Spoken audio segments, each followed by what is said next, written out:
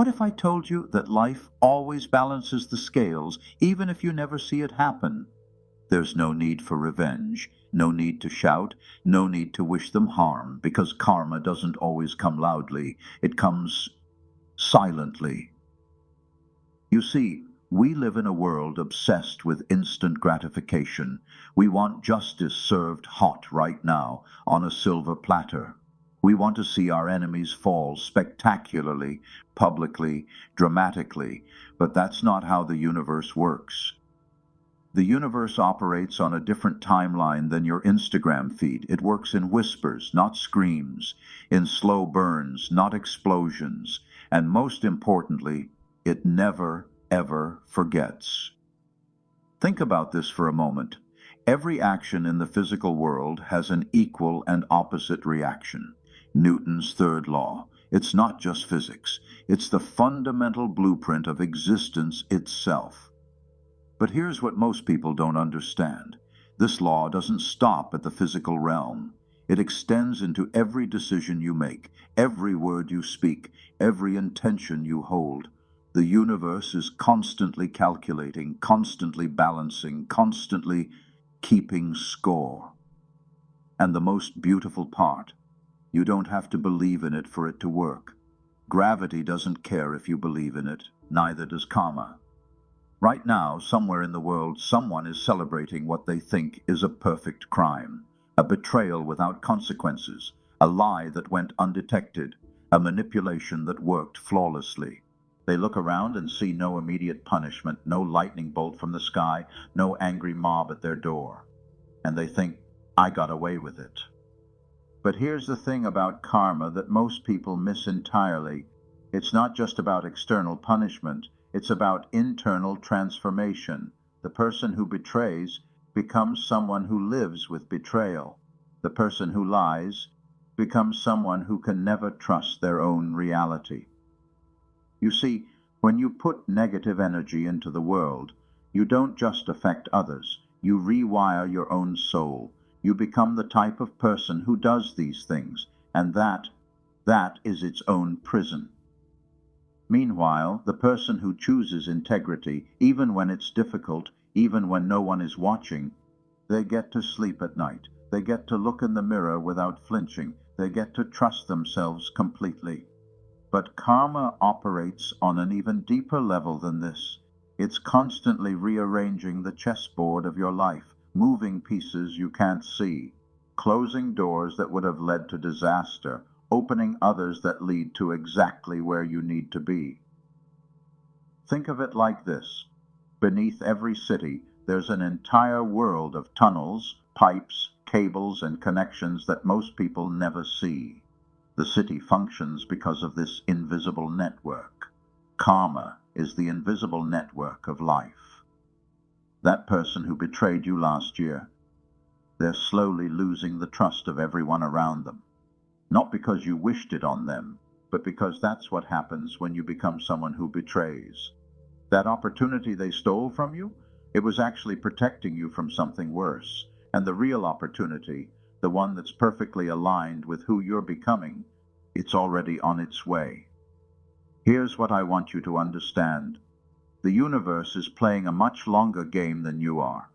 What looks like injustice today might be the setup for perfect justice tomorrow. What feels like loss right now might be the clearing that's necessary for something beautiful to grow. The people who hurt you are not your responsibility to fix or punish. They're their own assignment from the universe. Your only job is to keep your own energy clean, to respond to betrayal with integrity, to meet hatred with love, to answer chaos with peace. Because here's the secret that the wise ones have always known. The best revenge is not revenge at all. It's becoming so whole, so authentic, so aligned with your purpose that their opinions of you become irrelevant. Their actions toward you become powerless. Their drama becomes background noise. So stop checking over your shoulder to see if karma has arrived yet. Stop waiting for your enemies to fall. Stop postponing your peace until justice is served. The scales are always balancing. The universe is always working. And you get to choose who you become in the process. The silent justice is already in motion. Trust it. And more importantly, trust yourself to be worthy of the life that's being arranged for you right now.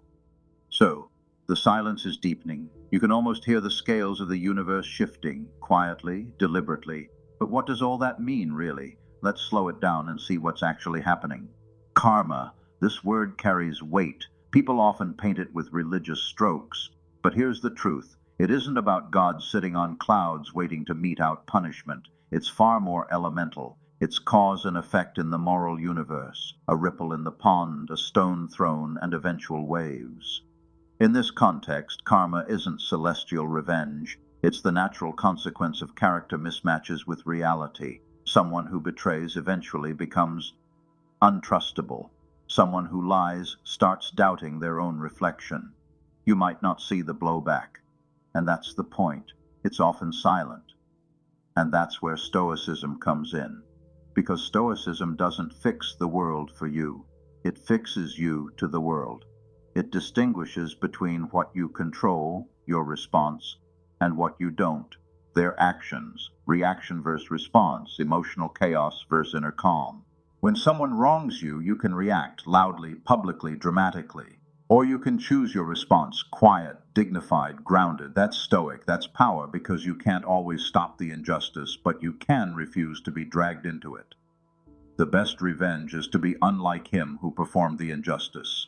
Marcus Aurelius. Marcus Aurelius said it best. Stoics don't chase external revenge, they seek internal victory. They aim not to outscream injustice, but to outlive it. So here's the deal. This isn't a cheer for their downfall video. It's not a watch them crash and laugh show. It's not about celebrating other people's pain. It's about discerning patterns, not noise, observing cause and effect, and most of all, protecting you from being consumed by the chaos they created. Over the next few minutes, we'll explore 5 specific signs.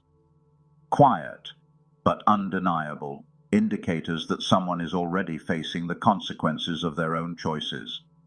And no, it won't be dramatic. It'll be quiet, it'll be slow, sometimes almost invisible. By the end, you'll know not just what to watch for, but how to anchor yourself in integrity, regardless of what's happening around you. So if you're looking for calm, clarity, and a deeper understanding of how the universe actually applies its justice, you're in the right place. And if you're here for perspective, not revenge, make sure you hit subscribe. Let's walk this silent path together. Sign 1. Their relationships start to crumble. Here's the thing about toxic people. They don't always shout, they don't always throw chairs. Sometimes they're charming, sometimes they're clever, sometimes they're the kind of person everyone seems to like until they don't. Eventually, the trail they leave behind starts to show. It might not be obvious at first. Maybe someone brushes it off. They're just going through something. Then another person gets burned, another gets lied to. One by one, the connections start to fray. And no, there isn't always a confrontation. Often, there's just distance. People stop replying, stop inviting, stop trusting. Visuals shift to phone notifications drying up, unanswered texts, empty chairs at a dinner table. This is karma. Without thunder, it doesn't crash in, it withdraws, quietly, softly, almost politely. And here's the most ironic part. When someone manipulates or uses others, they usually believe they're winning. They think they're smarter, more in control. But control, real control, isn't getting people to follow you out of fear, guilt, or convenience. It's being the kind of person people choose to stay close to, even when they don't have to. Epictetus once said, "It's not what happens to you, but how you react to it that matters." But there's another layer to that. When someone treats others poorly, that's also a reaction to fear, to insecurity, to ego, and those reactions have consequences. Stoicism teaches us that you don't need to punish someone who wronged you. Life has a way of balancing things out. Not through divine vengeance, but through something far simpler: reputation, trust. The Stoics didn't argue with fools. They didn't chase rumors. They guarded their own virtue and let character echo through time. That's the real reputation. Not the one you market, but the one people quietly pass on about you when you're not in the room. There was this guy I knew in college. Let's call him Aaron. Aaron was the life of the party, knew everyone, always had a joke. He was magnetic at first, but over time things started to feel off. He'd exaggerate stories, pit people against each other, make small digs masked as jokes, borrow things and forget to return them, apologize, but never really mean it. No one confronted him. There wasn't some dramatic fallout. Instead, people just stopped showing up. First one friend drifted, then two, then five, until one day the dorm was quiet and Aaron was alone. And that's what karma looks like for people like him. Not punishment, not fireworks, just absence. No one needed revenge. They just stopped giving him the very thing he fed on, attention. There's a sound that toxic people don't know how to handle: silence. When manipulation stops working, the mask doesn't know what to do. When flattery no longer lands, when the drama doesn't spark reactions, there's just a void. They don't panic right away. At first they blame others. Everyone's fake. They're jealous. People just don't get me. But deep down, they know. And this is where karma whispers, not to punish, not to shame, but to reveal. Their relationships crumble because they were never built on truth. They were built on control, on manipulation, and anything not rooted in truth will fall eventually. It might take years, but it falls. So if you've ever wondered whether life keeps score, it does, just not in the way we expect. It doesn't yell, it fades, slowly, like a spotlight dimming on someone who thrived in the performance, until there's no stage left. Up next, we look at the second sign, and this one's harder to fake your way out of, when success starts to feel cursed. Sign 2, their peace is gone.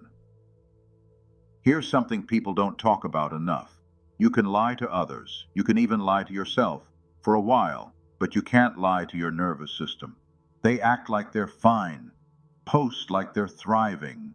Maybe they just got promoted, or they're always on a beach somewhere, or they keep uploading pictures surrounded by people. But look closer, and if you can't see it, feel it. Guilt doesn't shout, it lingers. Stress doesn't need a reason. Paranoia doesn't care if everything looks perfect. It's already planting stories in their head. Karma, right now, is not thunder or lightning. It's the noise that builds when the world goes quiet. It's the second thoughts, the third doubts, the fourth time they rewrite that message just to make sure they don't sound off. It's the growing suspicion that someone's figured them out. And so even when they're laughing, they're tense. Even when they're smiling, it's tight. Even when they say, "I'm good," they're not. Marcus Aurelius once said, "A man's worth is no greater than his ambitions." Think about that. If your ambitions are shallow, if they're built on domination, on deception, on constantly staying one step ahead just to keep the illusion intact, what's your real worth? When your only goals are about appearances, control, or status, your soul knows. It keeps score, and eventually it demands payment, not in dollars, but in restlessness, sleepless nights, racing thoughts, moments of panic for no reason at all. The Stoics didn't chase power. They chased peace, because they understood that the most dangerous prison isn't made of iron bars. It's made of unmet expectations, ego, and silence that won't go away. It starts with a morning. They get out of bed, make the coffee, scroll, scroll, scroll. They check their email twice, then again. Their hands shake a little, but they tell themselves it's just the caffeine. Every sound feels louder than it should. They drop something in the kitchen, curse under their breath. They open a message and reread it 6 times. Was it sarcastic? Was that passive-aggressive? Are they onto me? They walk into the world like nothing's wrong. Maybe they talk a little louder to prove they're okay. Laugh a little harder. Work a little longer.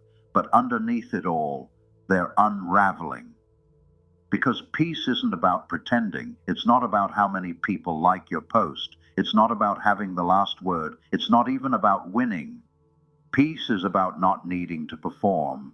And once you've lived in manipulation long enough, you forget what that feels like. They say karma is a mirror.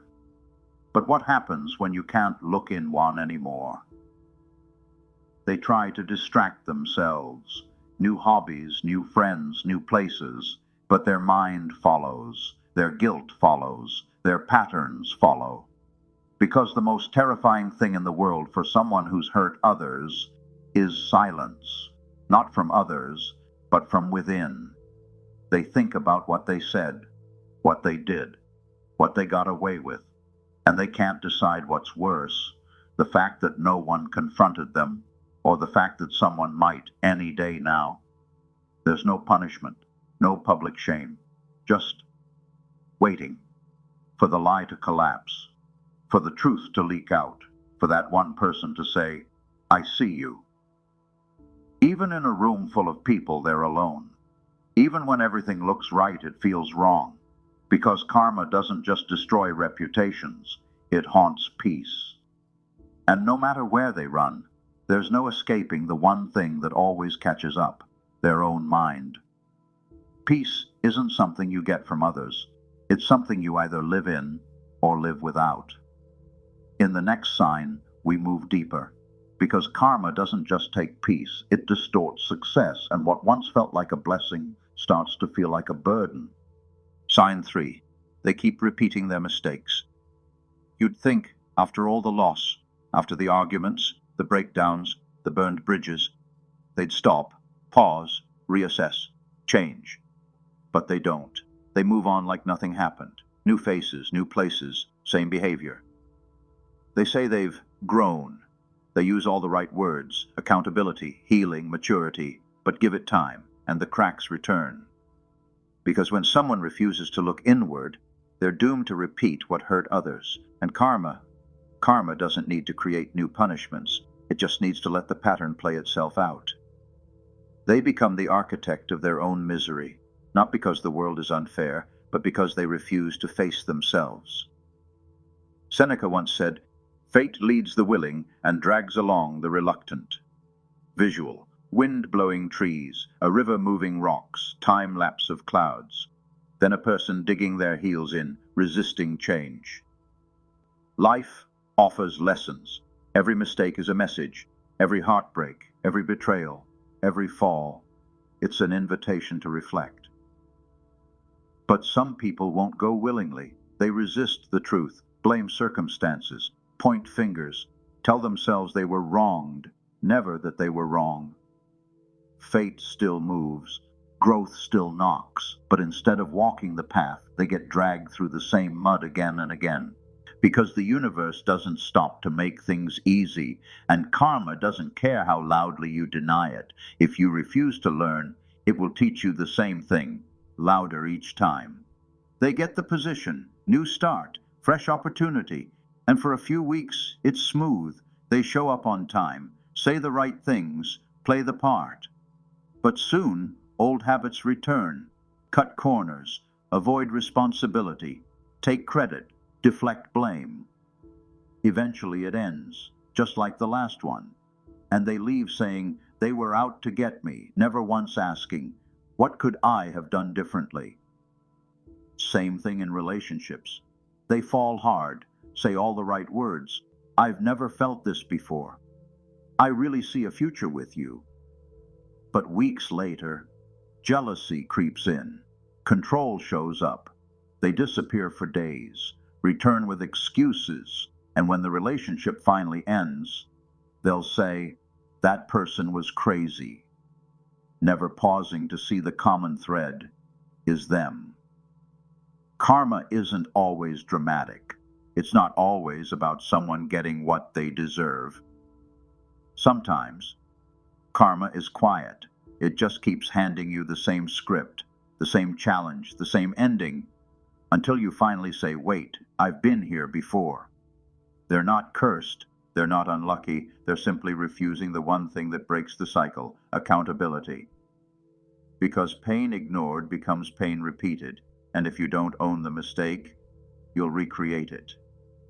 They keep meeting the same people in different faces, getting the same job in a new office, finding the same problems dressed in new colors. Why? Because they haven't changed, only the set design has. You can run from the truth for years, but life is patient, karma is patient, and both will wait until you stop running, sit still, and face the thing you've been avoiding. That's why some people never grow. They just move, new town, new friends, new excuses, but wherever they go, they bring themselves, and until that changes, nothing else will. In the next chapter, we'll look at how karma twists success, how even when they seem to be winning, something's off, and the weight of their actions catches up in ways they never expected. Sign 4. They feel the void after winning. Sometimes karma looks like everything going right, the job offer, the promotion, the followers, the applause. They get the deal, they get the attention, they get the upper hand. From the outside, it looks like they've won. But inside, there's nothing, just a dull ache, an emptiness that no one else can see. This is what happens when you cheat your way to the top. When the path you took to get there was lined with lies, manipulation, betrayal, you get the prize, but it doesn't fit, it doesn't heal, it doesn't fulfill. Karma isn't always destruction. Sometimes it's success that tastes like ash. Marcus Aurelius wrote, "Very little is needed to make a happy life. It is all within yourself." And yet, for some, that's the one lesson they never learn. They build a life based on what others admire, status, image, control, but they never stop to ask, do I actually want this, or do I just want to be seen having it?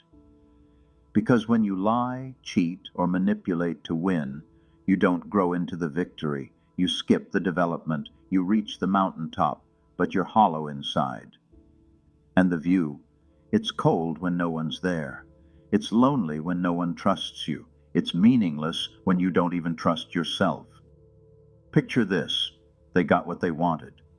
The deal closed. The money hit. The person they manipulated is out of the picture. It worked. But now they sit alone, looking for a comment, a like, a DM, something, anything to make this feel real. They thought success would drown the guilt, that money would erase the memories, that admiration would make it all feel worth it. But instead, they feel it all more deeply. Because the victory was stolen, not earned, and somewhere deep down, they know it. People clap, people cheer, but it's all noise, because no praise can fix a broken relationship with yourself. This is karma in its most deceptive form, winning the battle, but feeling nothing after. They got ahead, but lost respect. They built their brand, but lost their peace. They got everything except meaning. And this is the turning point, where the world thinks they should be happy, but they aren't, where they finally realize this isn't success, this is the cost. No one to call, no one who really knows them, a big life with a small soul. Loneliness isn't always about being physically alone. It's about knowing no one really knows you, no one really believes you, because you never gave them the truth. They didn't lose the game, they lost themselves, and that is the worst kind of karma, when you finally get what you want and feel absolutely nothing. In the next chapter, we go deeper into something more dangerous than failure or emptiness, the denial of it all. How some people double down, pretend they're untouchable, and try to outrun what's already inside them. Sign 5. They're being forced to face themselves. When the noise fades, when the applause stops, when there's nothing left to chase or prove, what's left? This is the moment that can't be avoided, not forever, because no matter how fast they run, how many distractions they collect, Eventually, life forces stillness, and in that stillness, the truth walks in, quietly, uninvited, unavoidable. Karma isn't always external. It doesn't always get back at you the way people expect. Sometimes it traps you in a room with yourself. No more followers, no more trophies, just silence, and the ache of everything you refuse to feel. Epictetus wrote, "Know first who you are, and then adorn yourself accordingly." But they never did that.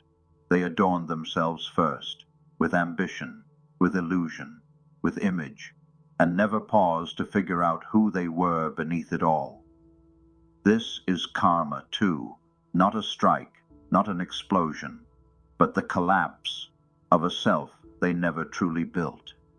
Because when you don't know who you are, you'll chase anything, and when that chase ends, you're left with nothing. They try to move on.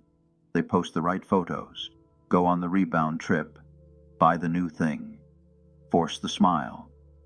But life isn't playing along anymore. The job they thought was lined up cancels. The friend they thought would always pick up doesn't. The new romance flatlines, and for the first time, they sit still because they have to. Karma doesn't always knock things over. Sometimes it just locks every door until the only thing left to look at is you. This is where the real punishment begins. Not from outside, not from others, but from inside. They sit with the silence, the one they avoided, and in that silence, the question appears, who have I become? Not what have I achieved, not who thinks I'm great, but who am I, really? And suddenly, they remember every time they lied, every time they manipulated, every time they looked away from the truth. This is karma, the mirror moment, the one you can't run from because it's inside you. It's not about vengeance, it's about revelation, and for some, that's the hardest blow of all. If you've made it this far, you might be feeling something complex, a mix of clarity, and maybe even satisfaction. But I want to pause here and remind you of something important. This video was never about revenge. It's not about pointing fingers, not about hoping someone finally gets what's coming to them. This video isn't about them. It's about you, your peace, your distance, your ability to observe what's happening without needing to interfere. Because when we fixate on someone else's karma, we lose sight of our own. Some people destroy their lives. Some people never learn. That's real. And yes, it's painful to watch, especially if you were close to them, especially if you were hurt by them. But detachment means this. You don't need to watch them fall. You don't need them to apologize. You don't need them to understand. Peace isn't when they change, it's when you let go. Here's what the Stoics would suggest. Let go of what's outside your control, which includes their choices, their karma, their journey. Your only job is your integrity. That's it. Did you stay honest? Did you protect your peace? Did you grow from what you endured? Those are the questions that matter. If someone's self-destruction is unfolding, you don't need to speed it up or warn them or call it out. You step back. You stay grounded in your own path because karma doesn't need an audience. It works in silence. Marcus Aurelius wrote, "Time is a sort of river of passing events. No sooner is a thing brought to sight than it is swept by, and another takes its place." You don't have to force justice. You don't have to hope for it. Time reveals everything in its own way, on its own schedule. So, don't waste your energy waiting for someone to change. Don't waste your energy hoping for them to crash. Live your life. Live it well. Let go of the weight. And trust this. The river of time carries all things forward. And what is true always rises to the surface. Be still, be clear, be free. Here's the truth most people learn too late. Everyone meets themselves in the end, not through confrontation, not through dramatic justice, but in the mirror of their own silence, in the aftermath of choices made, in the echo of what they've done when no one is watching anymore. You can run from people, you can run from consequences, you can even run from responsibility, but you cannot run from the patterns you create, because those patterns eventually create you. People meet themselves in the empty room, when there's no one left to lie to, no distractions left to chase, no stories left to tell, just themselves and whatever's left standing. So if you've been hurt, if you've watched someone spiral and questioned why life seemed to let them get away with it, this is your reminder. Karma is not a show. It's not fireworks. It's not immediate. It's personal.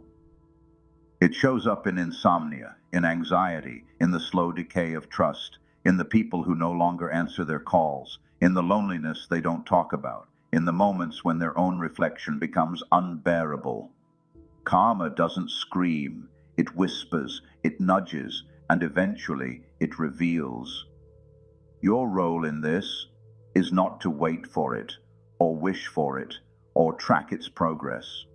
Your role is to grow, to reflect, to stay grounded, to ask yourself the hard questions and answer them honestly, to become the kind of person who doesn't need karma to set things right, because you live in alignment, you live with integrity, and you have peace no one can take from you. That is your power, that is your practice, and that is your path. If this video helped you, if it brought clarity or helped you release the weight of waiting, consider subscribing. This channel isn't for outrage, it's not for gossip, it's for those who choose peace over pride, reflection over revenge, growth over cycles, and stillness in a world that constantly wants you to react. Stay patient, stay steady, and remember, time sees all, truth rises, and peace was always the goal.